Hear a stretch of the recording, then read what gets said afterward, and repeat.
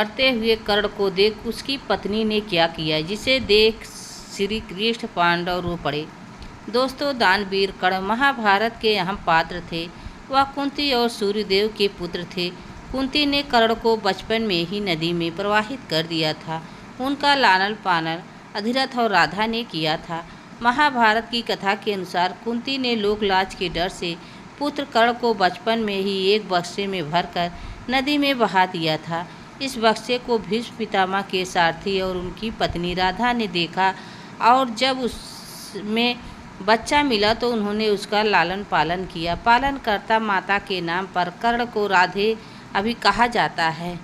कर्ण को दुर्योधन ने अंग देश का राजा बनाया, जिसके कारण उनको अंगराज भी कहा जाता है। कर्ण अर्जुन की तरह ही धनुर्धर थे। भगवान परशुराम ने स्वयं कर्ण की श्रेष्ठता को स्वीकार किया था।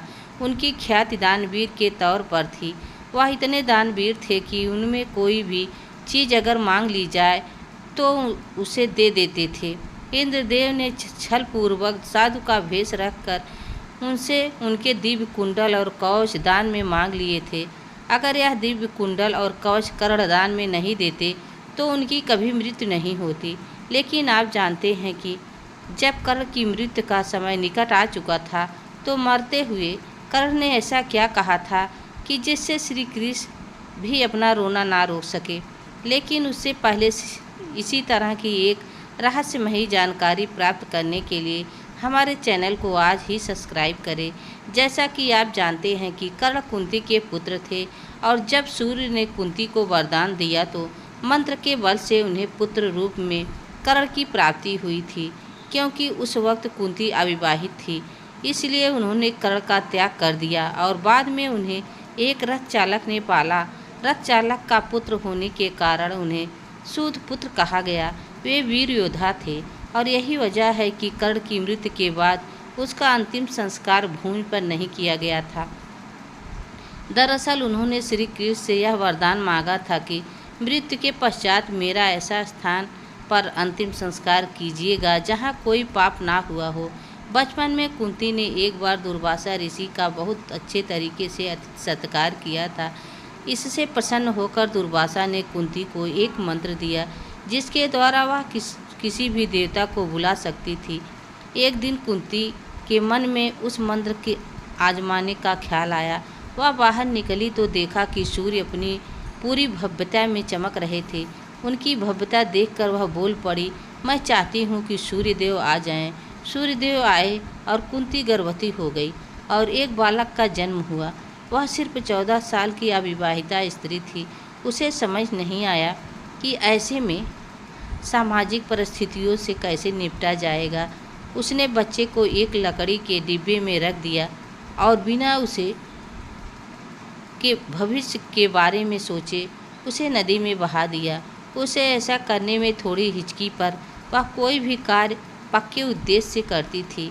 एक बार वह अगर मन में ठान लेती तो वह कुछ भी कर सकती थी। उसका हृदय था।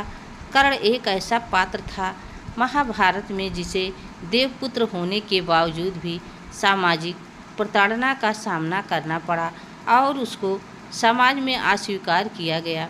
महाभारत की कहानी रोचक और दिल दहला देने वाली कहानी से भरी हुई है।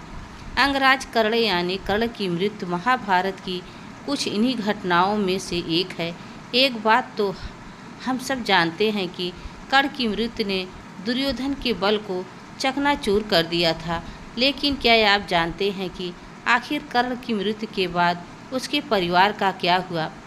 आखिर क्या हुआ उसकी पत्नी का जब उसे कर्ण की मृत्यु की सूचना मिली? अंगराज कर्ण की पत्नी का नाम रुसाली था। महाभारत में कर्ण की पत्नी रुसाली का वर्णन एक बुद्धिमान, चरित्रवान और पतिव्रता पत्नी के रूप में किया गया है। अंगराज कर्ण की तरह ही उनकी पत्नी रुसाली भी एक सूत पुत्री थी। एक सूत पुत्री होने के कारण अपने पिता अधिरथ के कहने पर कर्ण ने रुसाली से विवाह किया था। रुसाली दुर्योधन की विश्वास पात्र सारथी सत्यसेन की बहन थी और एक बुद्धिमान स्त्री भी थी। महाभारत में कर्ण की पत्नी रुसाली के बारे में बहुत ही कम वर्णन मिलता है, लेकिन रुसाली का तप और प्यार किसी स्त्री से कम नहीं था।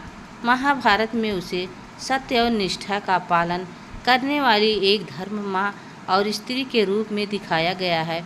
ऐसा कहा जाता है कि रुसाली को द्रौपदी के चीरहरण की खबर पहले ही लग गई थी। रुसाली ने दुर्योधन और शकुनी के इरादे को पहले ही भांप लिया था। रुसाली ने द्रौपदी के चीरहरण को पहले से ही रोकने का पूरा प्रयास किया, लेकिन होनी को कौन टाल सकता है। कहते हैं कर्ण की मृत्यु के बाद रुसाली की जीने की इच्छा लगभग खत्म हो गई थी। उसके बाद वह कर्ण की चिता पर ही उसके साथ सती हो गई। महाभारत के युद्ध में कर्ण के सारे पुत्र मारे जा चुके थे, लेकिन पुत्र और रुसाली का एक पुत्र अंत तक जीवित बचा हुआ था। जब रुसाली को कर्ण की मृत्यु की सूचना मिली, तब उसे पता चला कि उसका दाह संस्कार किया जा रहा है, तो वह भी युद्ध भूमि में पहुंची। और उसके बाद जब कर्ण की चिता में आग लगाई गई, तब उस समय रुसाली भी उसके साथ सती हो गई। कहते हैं रुसाली और कर्ण का एक पुत्र जीवित बचा हुआ था। जी हाँ, ऐसे तो कर्ण के 9 पुत्र थे। कहते हैं रुसाली तो कर्ण के साथ सती हो गई, लेकिन सुप्रिया माता कुंती गांधारी और धृतराष्ट्र के साथ वन में तप करने के लिए चली गई थी। कर्ण के 9 बड़े ही तेजस्वी और पराक्रमी योद्धा थे, और यह सब अपने पिता के समान योद्धा थे, और यह सब अपने पिता के समान ही हर युद्ध कौशल में माहिर थे। महाभारत के युद्ध में कुरुक्षेत्र की भूमि पर कर्ण के पुत्रों ने खलबली मचा दी थी। उन्होंने अनेकों पांडव योद्धाओं को हराया और भारी मात्रा में पांडव सैनिकों का संहार किया। कर्ण के पुत्रों ने युद्ध में वह रण कौशल दिखाया जिसे देखकर अनेकों पांडव योद्धा भयभीत हो उठे थे। पांडव जानते थे कि बिना कर्ण और उसके पुत्रों के दमन के वह युद्ध नहीं जीत सकते। वही युद्ध के 17वें दिन कर्ण और अर्जुन के बीच बड़ा घनघोर युद्ध हुआ, और जहाँ पर भगवान श्री कृष्ण की चतुराई और छल के कर्ण अर्जुन के हाथों वीर गति को प्राप्त हुए। उसी दिन कर्ण के 8 पुत्र वीर गति को प्राप्त हो गए थे। वही शत्रुंजय और सेन, द्विपद और अर्जुन ने मारा। इस प्रकार कर्ण के 9 में से 8 पुत्र महाभारत युद्ध के मारे गए। कहते हैं वृषकेतु करुण और रुसाली का इकलौता जीवित पुत्र था। वृषकेतु के पिता और अन्य सभी भाइयों का अंत हो चुका था, तथा उसकी माता भी कर्ण की चिता पर सती हो गई थी। वृषकेतु अकेला हो गया था। उसके सभी अपने चल बसे थे, लेकिन इसके बाद भी उसने कभी भी अपने मन में बदले की भावना नहीं डाली। वृषकेतु का बचपन दरअसल अपनी माता यानी रुसाली के साथ बीता था, इसलिए उसके चरित्र पर उसकी माता का प्रभाव पड़ा। उसने कभी भी पांडवों के विषय में कुछ गलत नहीं सोचा, तथा उसने कभी भी अर्जुन को गलत नहीं माना। वृषकेतु धर्म और अधर्म का ज्ञान रखता था, साथ ही उसे इस बात का भी ज्ञान था कि आखिर किन परिस्थितियों में कर्ण ने कौरवों का साथ दिया था। तो आप कर्ण के बारे में, परिवार के बारे में क्या सोचते हैं? कमेंट बॉक्स में हमें ज़रूर बताइएगा। अगर कर्ण कौरवों का साथ नहीं देते तो क्या होता, यह भी हमें अवश्य बताइएगा। तो वीडियो पसंद आई हो तो लाइक सब्सक्राइब ज़रूर करें। तब तक के लिए राधे राधे, जय श्री कृष्ण, धन्यवाद।